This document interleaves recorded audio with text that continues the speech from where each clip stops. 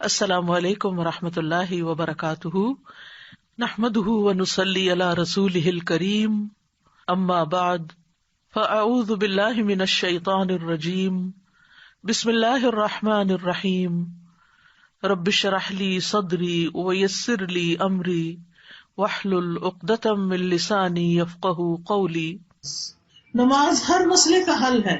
بہت سی پریشانیاں آتی اس لیے ہیں کہ ہم نماز ٹھیک سے نہیں پڑھتے، ہم پوری نمازیں نہیں پڑھتے، یا ہم تو پڑھتے ہیں بچے نہیں پڑھتے، یا بچے تو پڑھتے ہیں شوہر نہیں پڑھتے، یا خود تو پڑھتے ہیں ماں باپ نہیں پڑھتے، گھر میں کوئی نہ کوئی بے نمازی ہے جس کی نحوست سب پہ پڑ جاتی ہے۔ تو نماز جو ہے سارے مشکلات کا حل ہے۔ نبی صلی اللہ علیہ وسلم کا طریقہ کیا تھا کہ جب بھی انہیں کوئی مشکل کام ہوتا، جب بھی کوئی مشکل پڑتی، فوراً نماز کی طرف دوڑتے۔ انبیاء ساروں کا یہی طریقہ تھا، جب کوئی مشکل آتی نماز کی طرف آتے۔ جب انسان صبح فجر کی نماز پڑھتا ہے تو شیطان نے اس کے اوپر جو گریں لگائی ہوتی ہیں وہ کھل جاتی ہیں، اور انسان صبح حشاش بشاش پورے ایکٹیولی اپنی صبح کرتا ہے، اور اس کا دن بہت اچھا گزرتا ہے، اس کا موڈ بھی صحیح رہتا ہے۔ لیکن جب انسان فجر کی نماز قضا کر دیتا ہے تو اس کے اوپر ایک سستی غالب آ جاتی، اس کے اوپر غم اور پریشانی سی طاری ہو جاتی ہے، اس کا دل اداس اداس ہوتا ہے۔ تو آپ فجر کی نماز کی پابندی کریں گے تو آپ دیکھیں گے کہ آپ کا دل کتنا ہلکا ہوتا ہے، کتنا اچھا ہوتا ہے۔ پھر آپ دیکھیے کہ جب کوئی شخص نماز پڑھتا ہے تو حدیث میں آتا ہے جب تم میں سے کوئی آدمی نماز کے لیے کھڑا ہوتا ہے تو اللہ کی رحمت اس کی طرف متوجہ ہو جاتی، یعنی وہ اللہ کی رحمت سے بیٹھنے لگتا ہے۔ ایک اور جگہ پر بھی آتا ہے وَأَقِيمُوا الصَّلَاةَ وَآتُوا الزَّكَاةَ وَأَطِيعُوا الرَّسُولَ لَعَلَّكُمْ تُرْحَمُونَ، نماز قائم کرو، زکوٰۃ دیا کرو، اور رسول کا حکم مانو تاکہ تم رحم کیے جاؤ۔ تو جو شخص یہ چاہتا ہے کہ اس کا مسئلہ حل ہو جائے، اس کی پریشانی دور ہو جائے، اس کا دکھ دور ہو جائے، اس کا غم دور ہو جائے، اسے چاہیے کہ وہ اچھے طریقے سے نماز پڑھے، خوب اللہ کو یاد کر کے نماز پڑھے، تو اللہ کی رحمت اس پر آئے گی، اور جس پر اللہ کی رحمت ہو جائے اس کے غم پھر غم نہیں رہتے۔ لیکن بات یہ ہے کہ جب ہمیں کوئی غم تکلیف ہوتا ہے تو ہم سب سے پہلے نمازیں چھوڑ کے بیٹھ جاتے ہیں، بجائے اس کے کہ نماز سے مدد لیں، جس کو قرآن میں اللہ تعالیٰ حکم دیتے ہیں وَاسْتَعِينُوا بِالصَّبْرِ وَالصَّلَاةِ۔ تو ہم کیا کرتے ہیں الٹا، کیا ہے پریشانی ہے، نماز کو دل نہیں کر رہا، نماز ہی نہیں پڑھی جا رہی، ورنہ تمہارا علاج کہاں سے ہوگا؟ اگر نماز ہی چھوڑ دی تو مسئلے پہ مسئلہ مزید گمبھیر ہوتا چلا جائے گا، اور دنیا کے کوئی انسان نہیں جو تو آپ کو اس گڑھے سے نکال سکے۔ تو اس کا حل کیا ہے؟ نمازوں کی پابندی، اور صرف یہ نہیں کہ جیسے تیسے نماز پڑھ لینا۔ قد افلح المؤمنون الذین هم فی صلاتهم خاشعون، یقیناً فلاح پا گئے، کامیاب ہو گئے وہ مومن جو اپنی نمازوں میں خشوع اختیار کرتے ہیں۔ یعنی نماز پڑھنا اور اچھے طریقے سے پڑھنا، صحیح طور پر وضو کرنا، صحیح طور پر اللہ کے حضور حاضر ہونے کا احساس لیے ہوئے اللہ کے حضور جانا، جیسے کوئی کسی بادشاہ کے سامنے جا رہا ہوتا ہے، پورے ادب اور کرینے کے ساتھ کھڑے ہونا، پھر اللہ اکبر کرنا، اللہ کو سب سے بڑا ماننا، پھر اللہ کی تسبیح بیان کرنا، سبحانک اللہ پڑھنا، پھر اس کے بعد شیطان سے اللہ کی پناہ طلب کرنا کہ دشمن سے اللہ تعالیٰ بچائے، پھر سورۃ الفاتحہ پڑھنا، اللہ کی تعریف کرنا، اللہ تعالیٰ کو اپنا رب قرار دینا، اور پھر اللہ کی رحمت کو یاد کرنا، اللہ تعالیٰ کے قیامت کے دن کے مالک ہونے کو یاد کرنا، پھر اللہ سے وعدہ کرنا کہ ایاک نعبد و ایاک نستعین۔ تو بندہ جب اس طرح نماز پڑھتا ہے، جب بندہ اللہ کی تعریف کرتا ہے تو اللہ تعالیٰ فرماتے ہیں حمدنی عبدی، میرے بندے نے میری تعریف کی۔ پھر جب بندہ رحمان الرحیم کہتا ہے اللہ تعالیٰ فرماتے ہیں اثنا علی عبدی، میرے بندے نے میری ثنا کی۔ پھر جب مالک یوم الدین کہتا ہے تو اللہ تعالیٰ فرماتے ہیں مجدنی عبدی، میرے بندے نے میری عظمت بزرگی بیان کی۔ ایاک نعبد و ایاک نستعین، کہ میرے اور میرے بندے کے درمیان ہے، اور میرے بندے کے لیے وہ ہے جو اس نے مانگا۔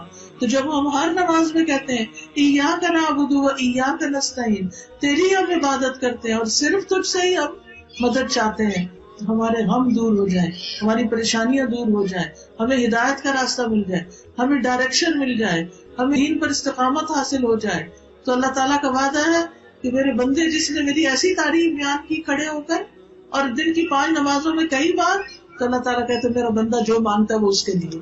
تو کیا ہم اس سے بہتر کوئی مقام پا سکتے ہیں کہ جس سے ہم اللہ کی مدد حاصل کریں اور ہمارے غم دور ہو جائیں؟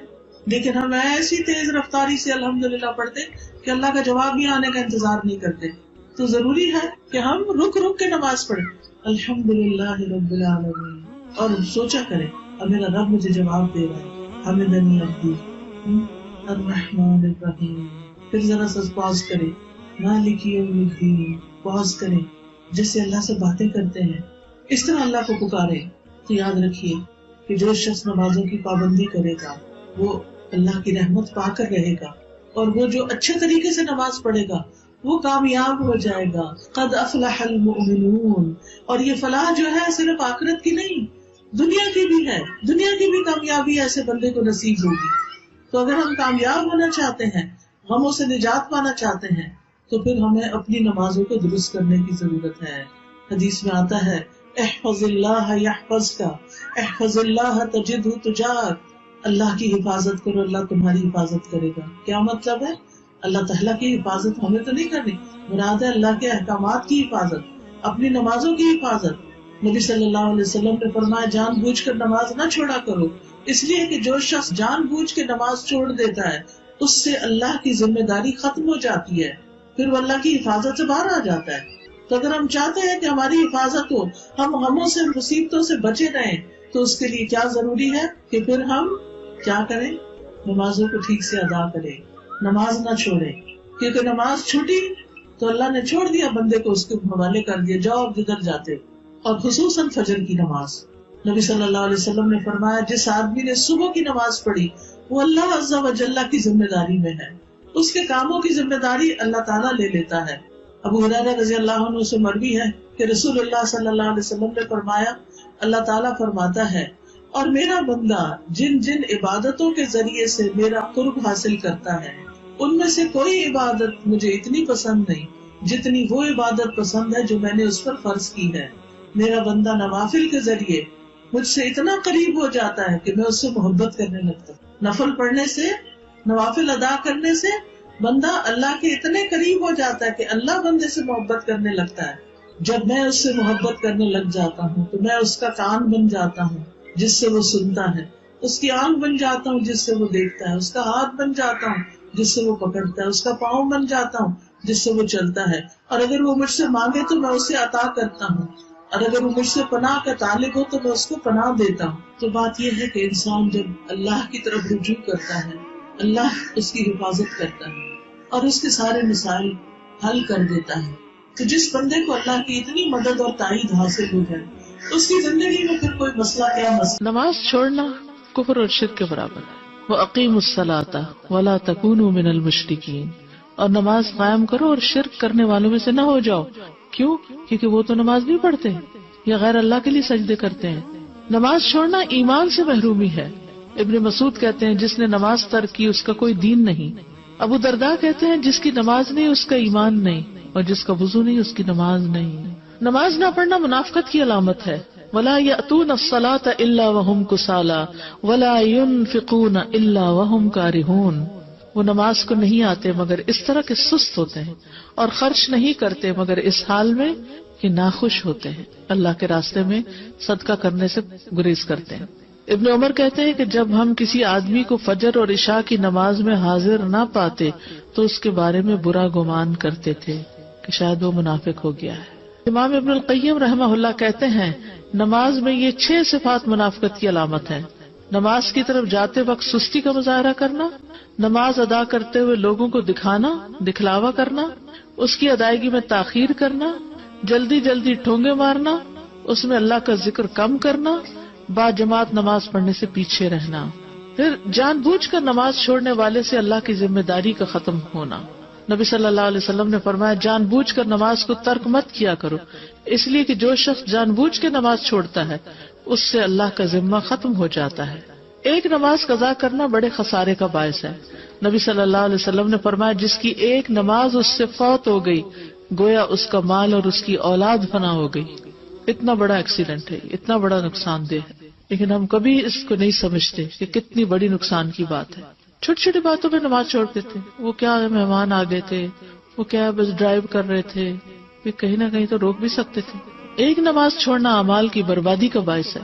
نبی صلی اللہ علیہ وسلم نے فرمایا جس نے نماز اثر چھوڑ دی اس کے اعمال باطل ہو گئے، حبط عملہ، یعنی نماز چھوڑنا باقی اعمال، باقی نیکیوں کو بھی ضائع کر دیتا ہے. کئی لوگ ہیں نا وہ یہ کہتے ہیں کہ ہم اور جتنے اچھے اچھے کام کرتے ہیں، ہم کسی کا دل نہیں دکھاتے، ہم صدقہ خیرات کرتے ہیں، لیکن کیا ہوا جو نماز نہیں پڑھتے.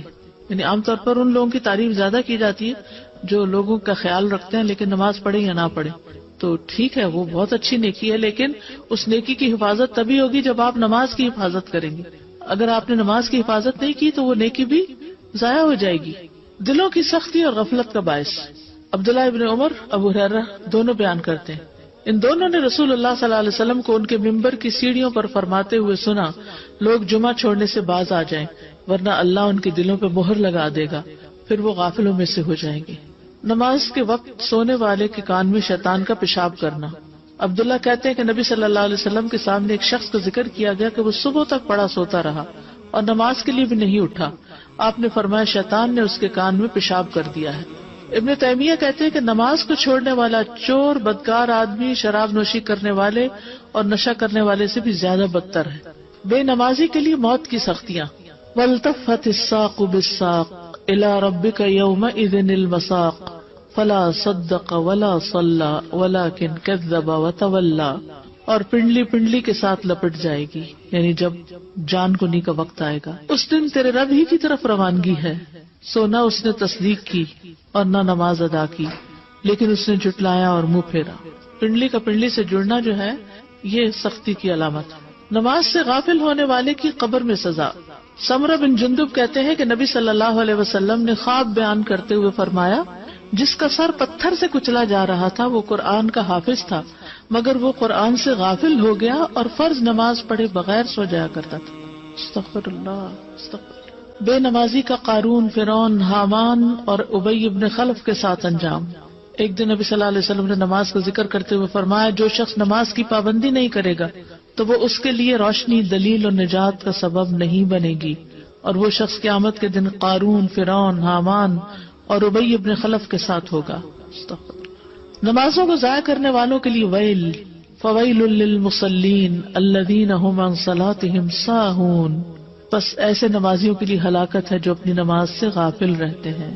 مصعب بن سعد کہتے ہیں کہ میں نے اپنے والد سے کہا ابا جان، اللہ تبارک و تعالیٰ کا یہ فرمان ہے الذین هم عن صلاتهم ساہون، تو ہم میں سے کون ہے جو نہیں بھولتا اور کس کے دل میں خیال نہیں آتے. انہوں نے کہا اس کا یہ مطلب نہیں، بلکہ اس آیت سے وقت کا ضائع کرنا مراد ہے کہ وہ فضول کاموں میں